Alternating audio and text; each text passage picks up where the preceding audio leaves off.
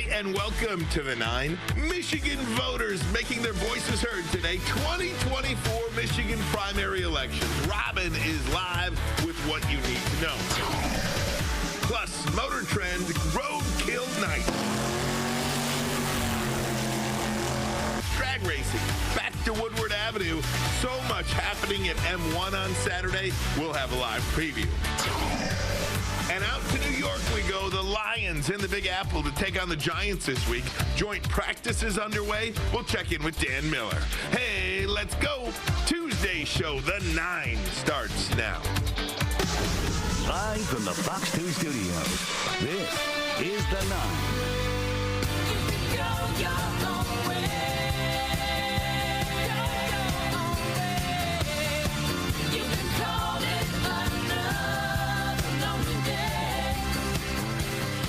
Good morning, everybody. Welcome to the 9 on a Tuesday. It's a rainy Tuesday morning out there. What a mess. Oh. What a mess. Oh. But it's funny because tomorrow is going to be absolutely gorgeous. It is? So, well, I think so, isn't it? And, a couple and I'm always reminded, all morning? on mornings like this, by the way, yes. I'd much prefer to drive in snow than rain. Yeah. Personally, me. No. Definitely neither.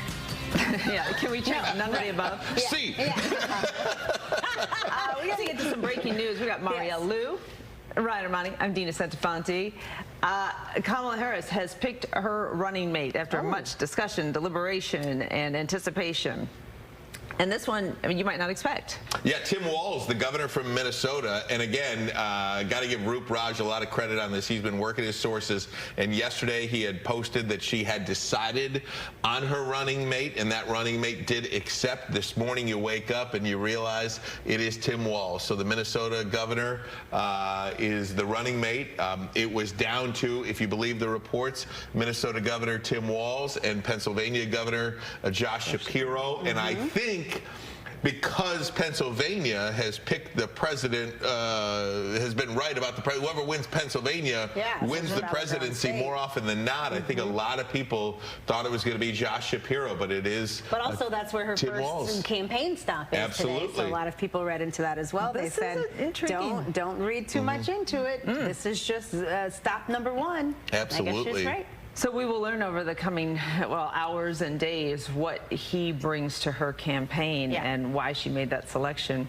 But again, Roop he was the first one in the country to tweet this out that she had made this selection. He broke the story yesterday, so pretty impressive. Absolutely. So we'll have more on this coming up with Doug Luzader in the 10 o'clock hour. Yeah. Good? Great. How about this? Driving to work today, not rain-related story, but I found it interesting. I want to talk to you ladies about it. I'm fascinated. I am actually by this. So I crossed the path of a black cat. No. And it got me to thinking about superstitions. You know, walking under a ladder, opening an umbrella inside the house. What is the superstition or myth that you abide by? I did a deep dive into this myth about crossing the path of a black cat. It dates back to the 16th century. Yeah. It was believed that if a black cat would lay on someone's sick bed, it would bring imminent death.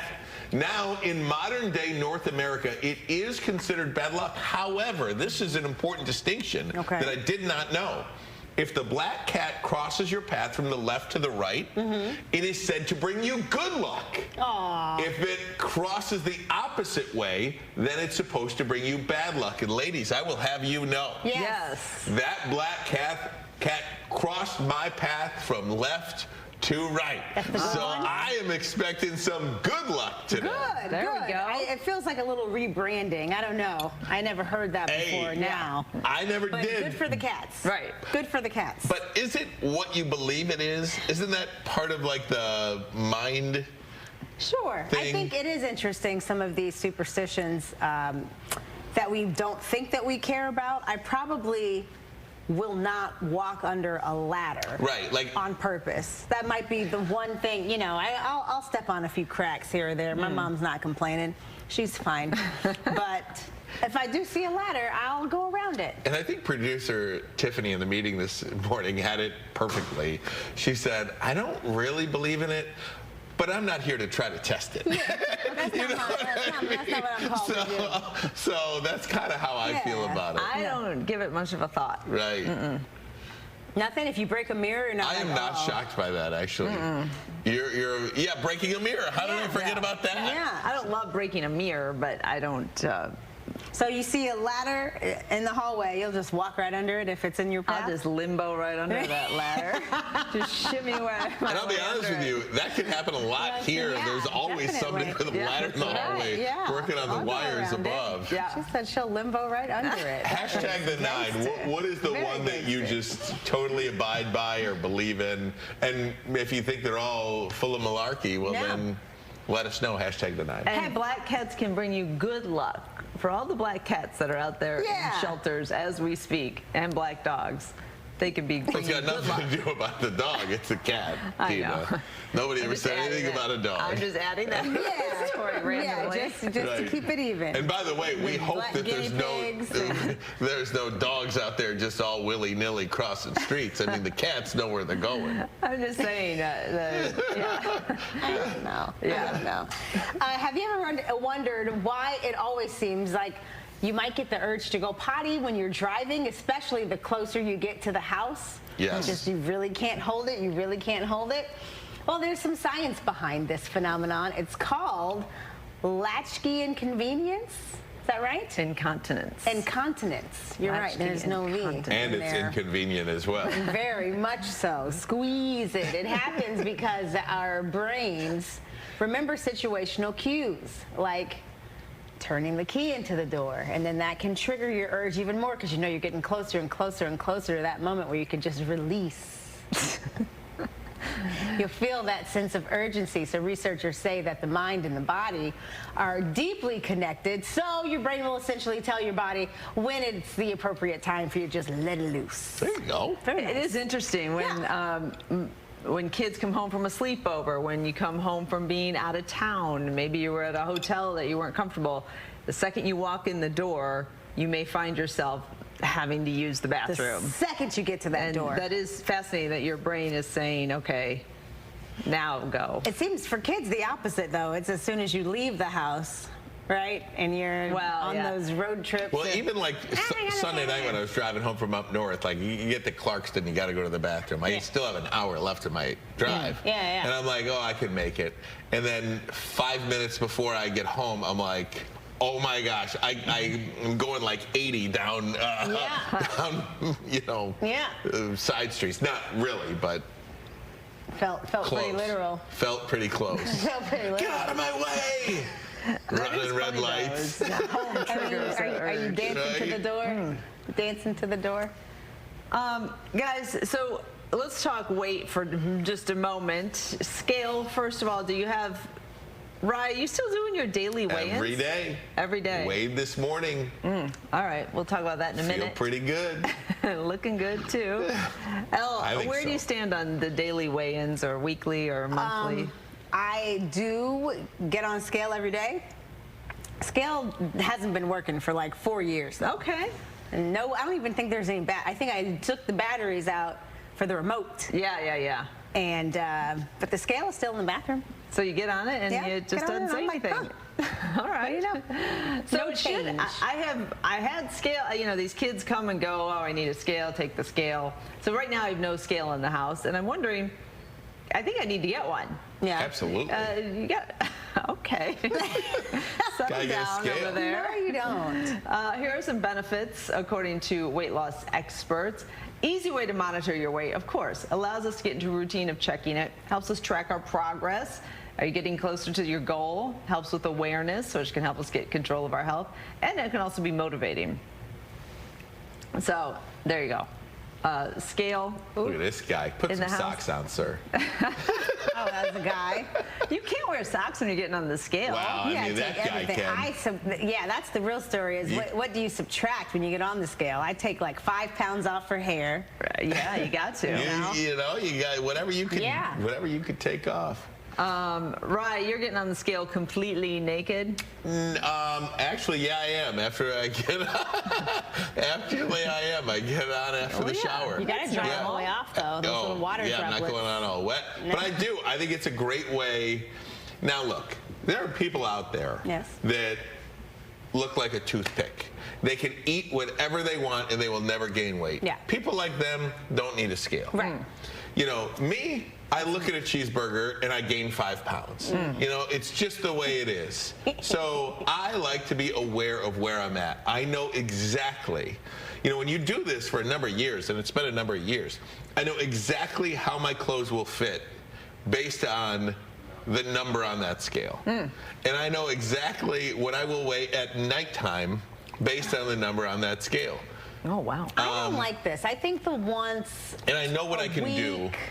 Once a week. I mean, our weight fluctuates from day to day. Water weight, and maybe is that more girls? The guys deal with water weight. I talked to a dietitian about how often you should weigh, and there's all kinds of opinions. Yeah. So you do you. Obviously, this works for you. But she said pick a day like a Wednesday. So you're not coming off the weekend, and then just pick one day a week where you get on. No, and then, I understand and that. Not dealing Early with all in the those morning, ups too. and downs. Not at the end of the day. Early in the morning. No, yeah, it's got to be first thing in the morning. First thing. I did encounter an interesting influencer, and I did a little research on it. She said, speaking of weight loss, she said, I have Ozempic NB, which is to say, she said, I'm trying to lose 5 pounds, and all my friends are taking some version of the weight loss shot. Yeah, just get the shot, girl.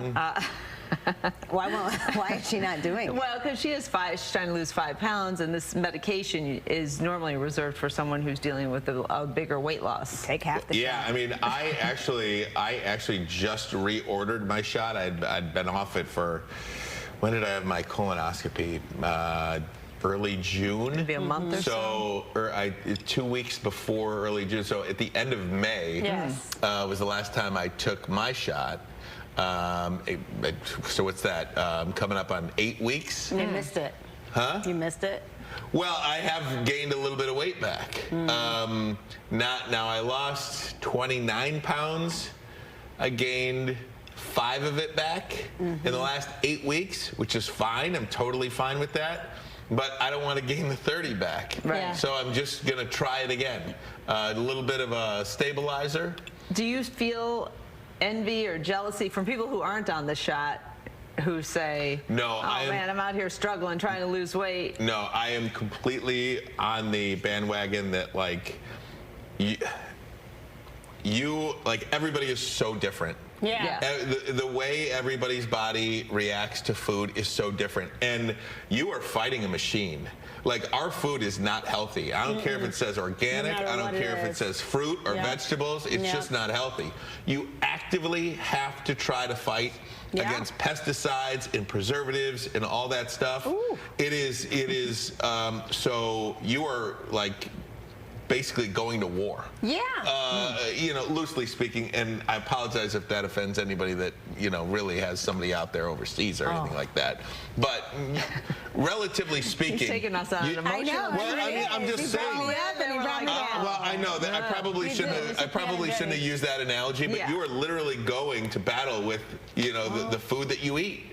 And if you need a little bit of help because your body cannot react the way that you want it to, big fact, by all means, go do it. And I don't think anybody should feel any shame. I'll take it in both arms and both knees. For A, using the shot, or B, you know, if you feel like you want to do it on your own, go for it. Yeah. You know, maybe your body allows that. Yeah, so her point, and this influencer was saying that she's struggled with her weight back and forth. She's just trying to lose this 5 pounds. It doesn't merit the medication.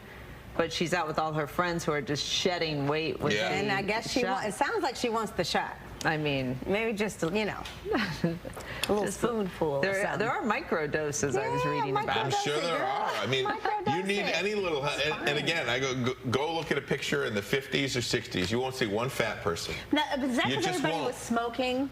No, I don't think That does help. I mean, Yeah, I don't know anything about I smoked it, but for 20 years. I've heard that as.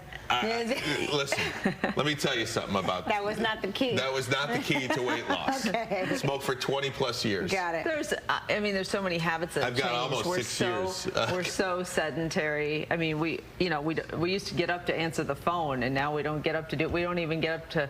We order groceries from the couch. Yep. And then the guy brings them to the front door. You don't even lean forward to get the remote. You call the kids from upstairs. Yeah, we're not moving at all, and we're eating out. But that might take you from A to B or C. That's not going to go from A to Z.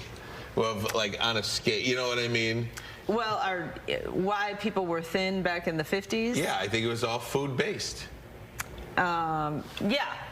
Food changed. The TV dinner was born when that was a lot of preservatives. How we eat, how much we eat. Go look overseas. Kathy Hilton says that she started the TV dinner. Oh, really? I don't know. But I mean, how many fat people did you see in Italy? If you saw an overweight person, they were an American. I mean, I'm just saying. No shade. I don't care about how many steps you're taking. It is the food. It's so simple. Well, no, then it would be the steps because they're walking everywhere and bicycling everywhere and sweating all the time. It's a much more active lifestyle. I'm sure it is, but how many people? How many people out there like do anything? They join the gym and they walk and they do this and they do, and they can't lose the weight. They're fighting a fight that it seems impossible to win. I think I want to get an entire Crispelli's pizza for lunch today on the way home. Can't you just eat an entire pizza and be fine? I mean, in Italy you can. In America you can't. All right. Not on a microdose. No. Plus, we're giving away a mug. You have until 10 a.m. to enter. Information right there on your screen, fox2detroit.com.